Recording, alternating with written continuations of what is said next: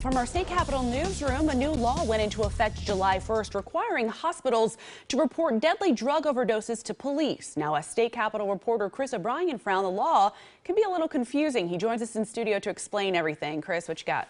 Alex, good evening. One word in this new law changed it from becoming a potential problem to being one of the more well-received bills in the previous session. Everyone I spoke with today agreed this law has a lot of potential.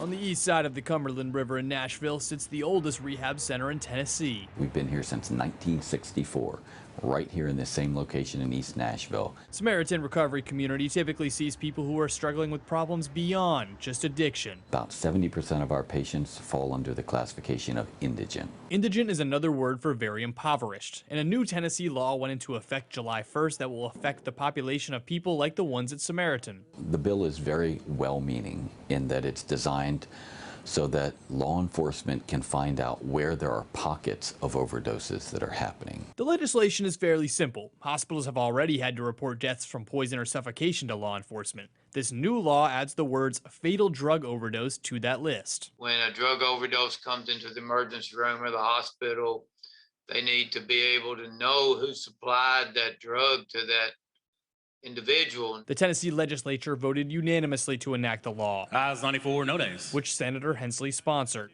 But it took a few rounds of voting to get there because the law was originally written to make it so that hospitals would report all overdoses, not just fatal ones. So there was concern with that aspect that people might not go, but then we changed it to fatal drug overdose so that narrowed it down considerably. Dr. Lasko does worry the new law might stop people from getting treatment because they think they might get arrested. There's no reason not to send someone to the emergency room if there's an overdose. Though he says he supports it wholeheartedly, as it could help remove dangerous drugs from our streets. Here in our state, the Tennessee Department of Health has a drug overdose dashboard. Its most recent data is from 2020 and shows that we had more than 3,000 deaths that year. In 2019, there were about 2,000. Alex?